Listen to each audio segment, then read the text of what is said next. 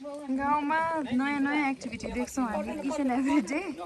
यो चाहिँ ल है भेडाको उन होइन त? हो यही हो। भेडाको उन जस्तो यो त्यो गीत चाहिँ यसैको लागि बनाएर तपाईहरुले यसको त गर्लफ्रेन्ड बोलाउने हो त? हो के तपाईँहरूले यतिकै बेच्ने कि यहीँ बनाउँछन्? बनाउँछन् नि। प्रायः के बनाउनुहुन्छ? लुकुनी बनाउँछ, गर्लफ्रेन्ड बनाउँछ, जे बन्न लाग्यो त्यही बन्छ। त्यसलाई त केही दुख्दैन होला नि? हामीले कपाल काट्दा के दुख्थ्यो र? त्यस्तै है। तर जाडो चाहिँ हुन्छ होला। अब अब यो जाडो महिनामा चाहिँ नगरिदिएको भए हुन्थ्यो। जाडो महिनामा पनि गर्मी महिनामा पनि काट्दिनु पर्छ दुईचोटि। एक वर्षमा दुईचोटि काट्ने? वर्षमा दुईचोटि। ए यसको भुत कति छिटो आउँछ? आउँछ नि दाजु। सेवारो मासु काटिदिन यसको यसको पनि बनाउनु अलिअलि त काट्छ नि तर यो चौरीको छाला हो।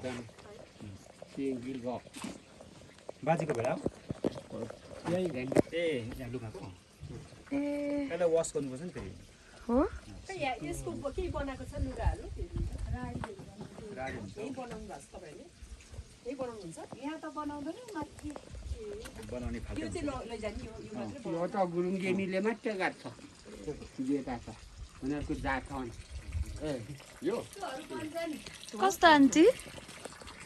ए तपाईँहरूले यहीँ त बनाउनु भएन होला?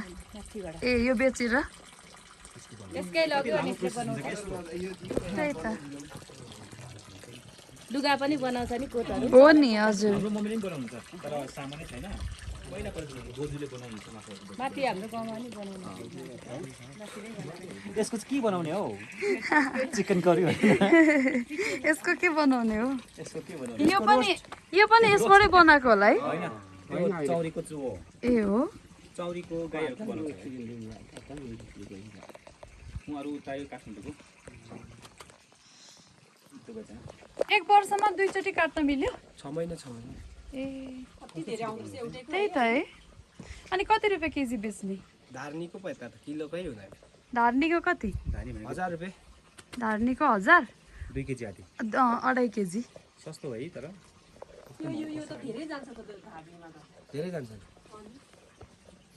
बाथालको नख पगाएको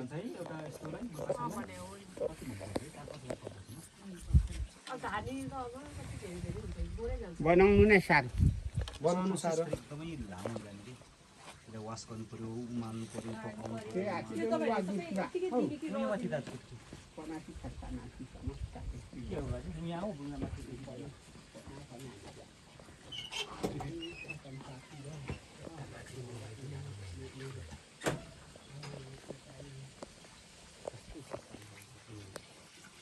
स्वाद आउने होला।